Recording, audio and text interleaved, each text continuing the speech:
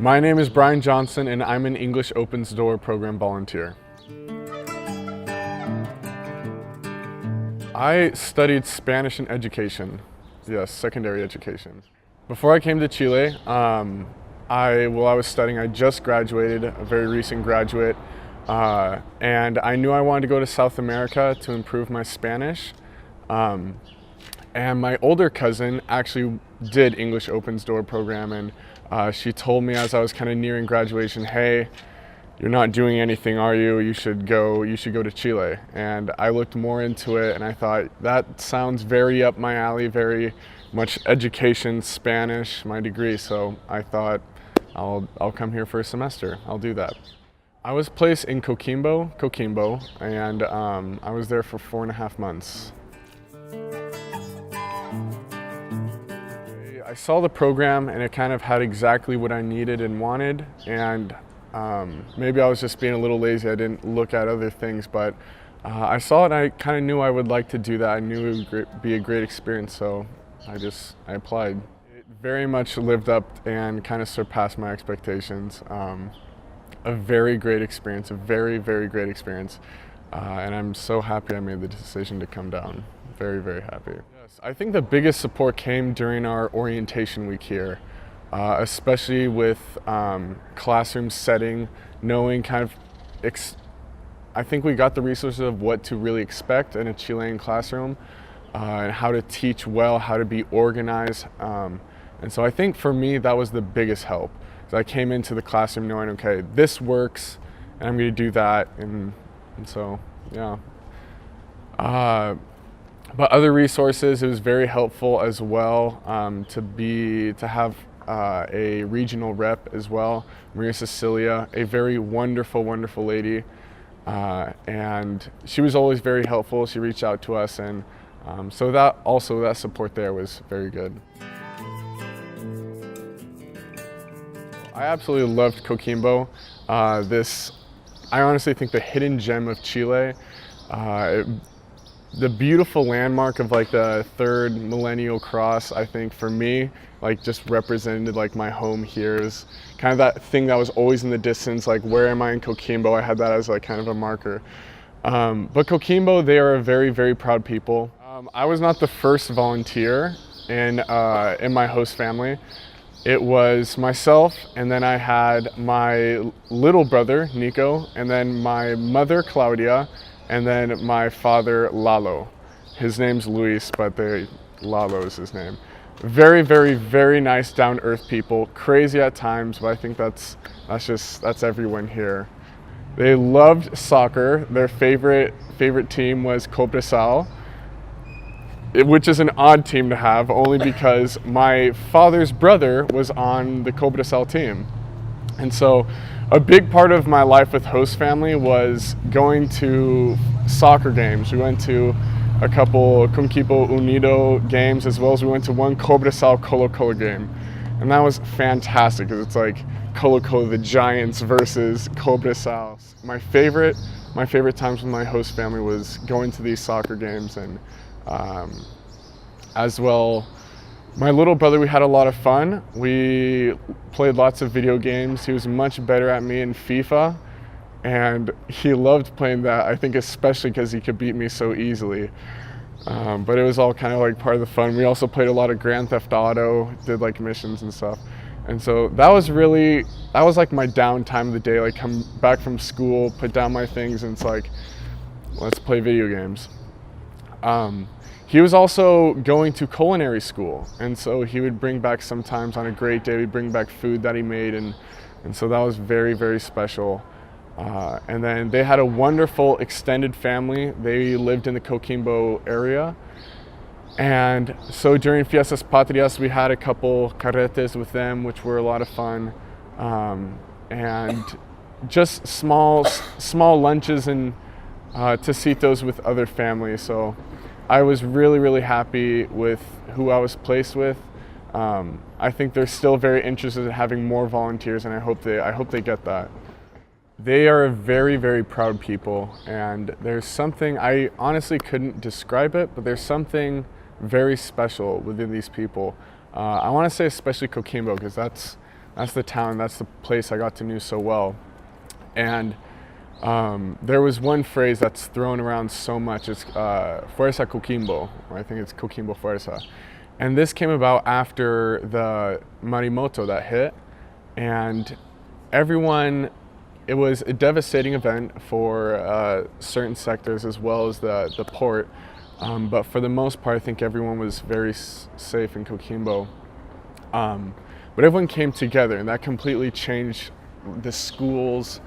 It kind of like went into all these different clothing drives. Everyone was thinking Coquimbo Fuerza, everyone was saying this. And it was a very optimistic time as well. There's like an optimism within Chileans as well. They have this like buen humor. They have like something to them, this optimism, this kind of, yeah, I don't know, like they're good people, very, very happy and proud, wonderful people. That's the most I can say about that. The faculty, very, very nice. And the students as well. The students were so much fun. I think that was my favorite part about being here, is working with the students. At times, very rowdy. I think but that's with all teaching. I had my Quinto Bay and I had Joaquin. I think everyone has a Joaquin. I heard like Jesus, blah, blah. I have Joaquin in my life. And so at times very difficult, but they're very, very, very sweet. One of my favorite things, and I heard this coming into Chile, is that they love using the slang. And I found that to be so true. They would always like all the high fives and stuff like that. I taught them supercalifragilisticexpialidocious, and I had students writing it down and like telling me as I'm like leaving the school saying goodbye. It's like, we still remember this. And so I don't know how that will serve them in the English world one day, but they know it. So. But they were very sweet. They were incredible to work with, and it was such a pleasure. It was such a pleasure to be with the students, and so, you know. The most challenging part for me, I think, came with teaching as well. I had bad days where you wake up and you're not feeling it, and it was so difficult because the students pick up on it so easily.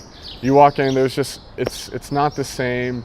They start acting out of hand, and it's like you can't control them. And I think those were the most difficult days, going home from that and thinking like, what did I do today?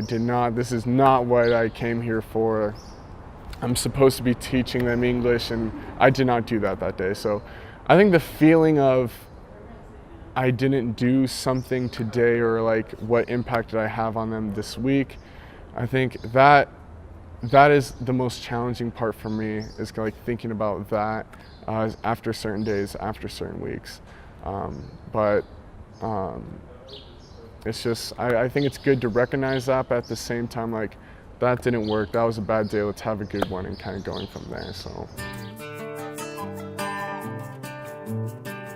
I think professionally, it's definitely helped me. It kind of reignites that flame of like, yes, teaching, that's what I want to do. And so teaching here in Chile has really kind of helped me kind of think more into that. I definitely want to be a teacher. I want to go into education. And so that's very helped me. It's also given me so much experience. I'm sure on a resume it's going to look great, and I have so much to talk about with my experience like teaching in a classroom here. Personally, I'm going to miss everyone I've met here so much, especially my host family, especially the faculty members at my school, all my friends. But it's given me almost a kind of a home in all sides of the world. Just from like the other volunteers here, I've met so many people from all over the world, and everyone's kind of like, if you're ever in London, please let me know. If you're ever in South Africa, let me know. And so I think that's one of the greatest things I'll take away, is all the friendships I've made here with everyone. And yeah, I think, that's personally, I think I'll miss everyone, and I'm so thankful and happy to have met all these wonderful people I did on this. For me, it was just being with my family. It was just having onse with my family. Those were always kind of my favorite times of the day. My mother and father, they both worked late, and so we'd have onse at around 10 o'clock. It was like right before I went to bed. It was always the most kind of like therapeutic thing to talk with my family just about the day, have them talk with me. And it was the biggest insight into kind of the Chilean culture, is hearing their commentary of what's on the news, who are they making fun of this time, who are they yelling at, who's a Weon, like Chile, this is it. But that was my favorite part, was just having kind of like meals with my family, talking with them. I always felt very safe, I always felt very homey during my volunteer experience. What am I doing? I'm heading back to the States in 2 days, which cuesta la pena, so. But I traveled before Chile. I went to Bolivia for a month, and that was very difficult, kind of like getting everything planned out before my big Chile trip. But I was able to kind of make that work. But from other volunteers, it sounds like everyone's going to all these wonderful places, and I'm so kind of like jealous that I'm not going with them. But at the same time, I'm very excited to see my family back home and kind of like be back in sub-zero weather. So I'm very happy for that.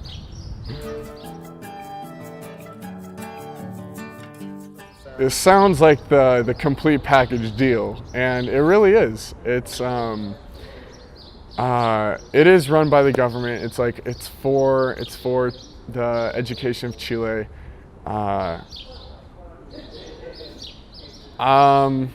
Gosh, what to say? It's such a wonderful experience. I'm sure like everyone before me in this interview has said that. But I was really sold on this experience just from like the living with host family, having a small stipend, working stipend. Who's the ideal candidate for a future volunteer coming from a formal volunteer? I think anyone with a passion to open up their mind, to teach, and to have fun here. It's here in Chile. Obviously, you can travel, do all these things, but I think the most important part, the ideal candidate, would be someone very passionate about education, about the mission of English Opens Door. I would honestly say, don't take yourself so seriously sometimes, and just be liquid, really.